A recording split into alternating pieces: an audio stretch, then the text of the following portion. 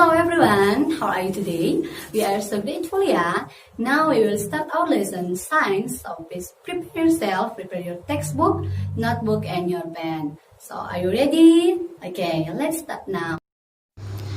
Oke, all students, saat ini kita akan membahas dua poin, yaitu poin yang pertama unsur, terus poin yang kedua yaitu lambang unsur. Nah, kita masuk saja pada poin yang pertama. Di sini akan kita bahas yaitu unsur. Nah, unsur adalah zat tunggal atau zat murni yang tidak dapat diuraikan lagi menjadi zat yang lebih sederhana melalui reaksi kimia biasa.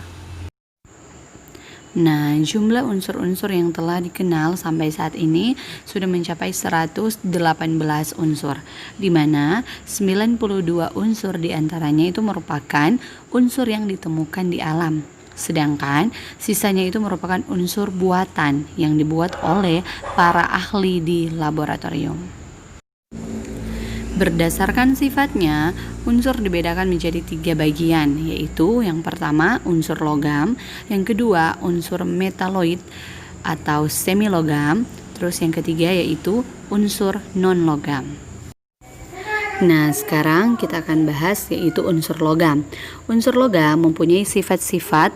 Yang pertama, berwujud padat, berwarna putih mengkilap atau keperakan atau abu-abu atau kuning.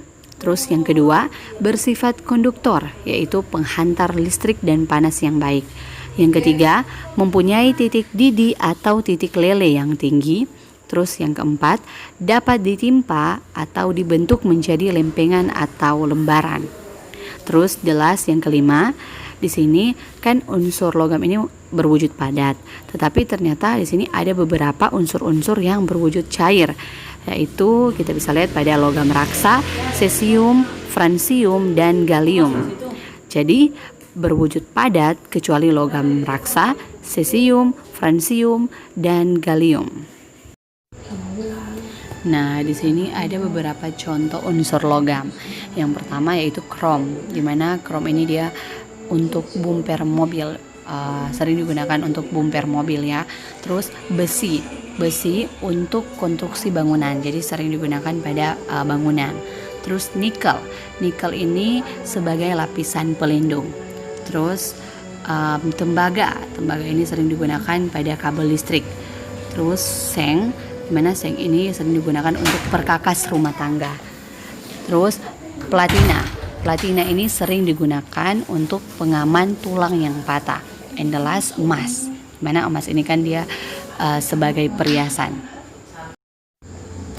Oke, next di sini kita akan bahas tentang unsur metaloid atau unsur semilogam.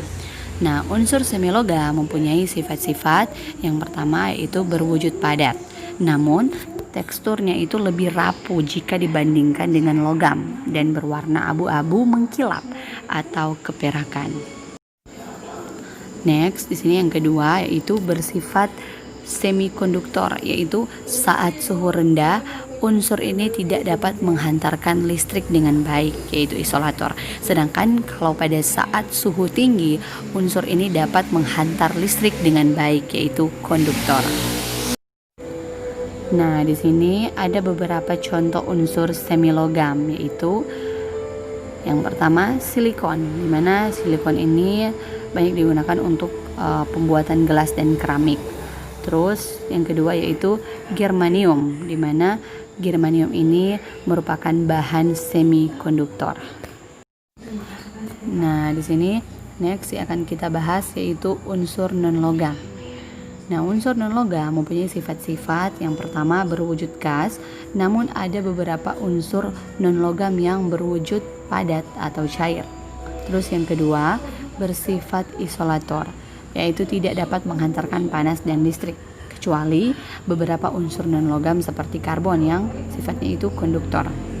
Terus yang ketiga yaitu unsur non-logam ini umumnya tidak mengkilap. Terus yang keempat yaitu tidak dapat ditimpa. Nah, di sini ada beberapa contoh unsur semilogam, yaitu yang pertama fluor, di mana fluor ini digunakan untuk menguatkan gigi. Terus yang ketiga brom, di mana brom ini digunakan untuk obat penenang saraf. Terus yodium, di mana yodium ini digunakan sebagai antiseptik luka. Terus ada belerang, terus ada nitrogen, and last ada karbon. Nah, sekarang kita akan bahas yaitu poin yang kedua tentang lambang unsur. Nah, sekarang coba kalian perhatikan video berikut ini tentang lambang unsur. Simbol unsur dibuat untuk memudahkan dalam penulisan nama unsur, yaitu dengan cara menyingkatnya. Simbol unsur yang saat ini digunakan secara internasional adalah simbol unsur yang diusulkan oleh Johannes Jacob Berzelius. Cara pemberian lambang unsur menurut Berzelius adalah yang pertama, setiap unsur dilambangkan dengan satu huruf, yaitu huruf awal dari nama latinnya. Kemudian yang kedua, huruf awalnya ditulis dengan huruf kapital atau huruf besar. Kemudian yang ketiga, untuk unsur yang memiliki huruf awal sama, diberikan satu huruf kecil dari nama unsur tersebut.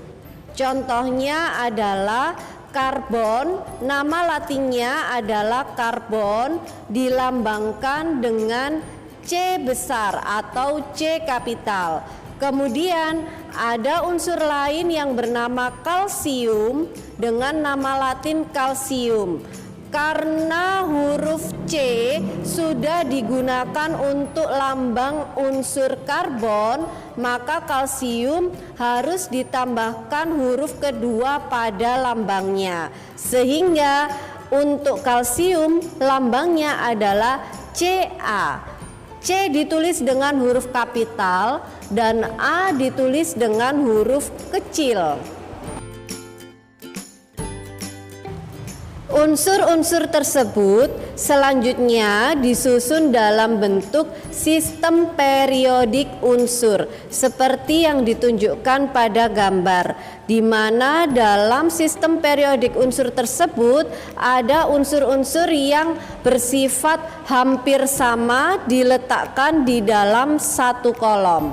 Unsur-unsur logam terletak di bagian kiri bawah. Kemudian unsur-unsur non-logam terletak di bagian kanan atas. Sedangkan unsur semi-logam terletak di antara unsur logam dan juga unsur non-logam. Jadi, untuk membedakan antara unsur yang satu dengan unsur lainnya, maka setiap unsur itu diberi nama yang berbeda dengan nama unsur lainnya, yaitu dengan menyingkat nama unsurnya, dan itulah yang disebut dengan lambang unsur.